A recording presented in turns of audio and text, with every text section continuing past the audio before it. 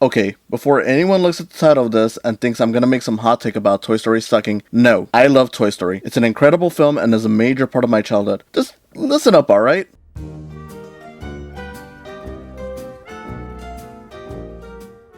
A little background. As said before, I love Toy Story, the original movie, which is the focus. Ignore the sequels and the franchise, our focus is squarely on the 1995 movie that started it all. It was the first VHS ever given to me, and it was in Spanish. Growing up as a kid who spoke both English and Spanish, it would take me a few years to fully grasp what different languages were. So when I first heard English bits of the movie, I was confused about the different voices. Anyway, I badly wanted a sequel, and now I have 3 sequels, each of which are great and honestly better movies than this one. Bringing me to the main question of this video. Yes, Toy Story made history, but sure, as the first fully animated CG movie, it's left an important mark on history. But that it often gets ranked as one of Pixar's best films feels a bit wrong. Now, if it's your favorite, I understand. Clearly, you have your own opinion, but I don't think because it was the first is a good enough reason to have it stay on top of every Pixar's best list. Let's find out why.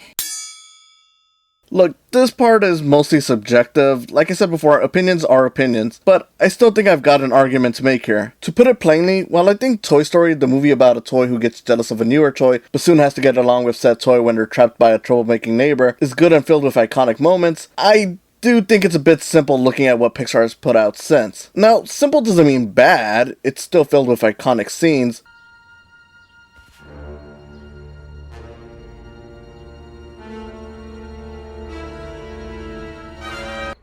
You are a toy! So play nice. We're almost there! To infinity and beyond! But it certainly means that once you get similar products with more complex and enriching themes, it becomes harder to continue calling this one just as great, if not greater than the rest. Pixar has since garnered a reputation as the studio that makes you cry, which didn't really start until this movie's sequel, and while this movie certainly has its dramatic moments between its characters, I feel if it were made today, Woody's arc would lean in way more on his status as Andy's sort of surrogate father. On a minor note, this is definitely my own opinion, but I do feel Woody is too much of a jerk in this film. Even though they tried distancing themselves from the earlier versions of the film where that was the point, it still comes through in this version.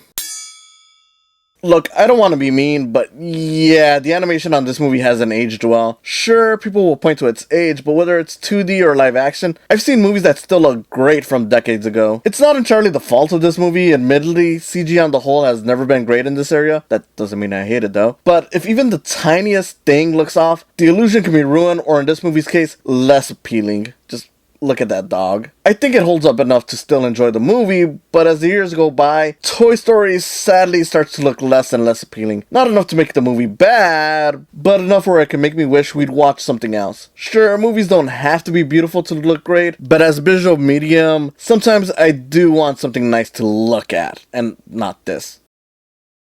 Oh, I've touched on this before, and I'm not sure I'm the best qualified to talk about this, but yeah, John Lasseter. He harassed women. No workplace should encourage that, let alone allow that. Did he do it during this movie? I don't know, but the fact is that he has done it, and it forever taints the work he had a hand in. No, I don't think it makes his movies bad. After all, a lot of other good people worked on the movie, so it'd be wrong to take them down with the actions of one horrible person, but I do understand if that were to ruin the experience for some people, knowing that the movie they love was made by a bad person. This gets hard for me to talk about because for a long time I did consider John Lasseter to be an inspiration for me. I mean, so many movies that are good had his involvement, and as a big fan of animation, there's a lot of good to learn from him, but none of that excuses harassment of people, so if that affects someone's enjoyment of Toy Story, perhaps his most personal film, well, I get it. I can't really tell you not to hate this movie. Granted, most people don't.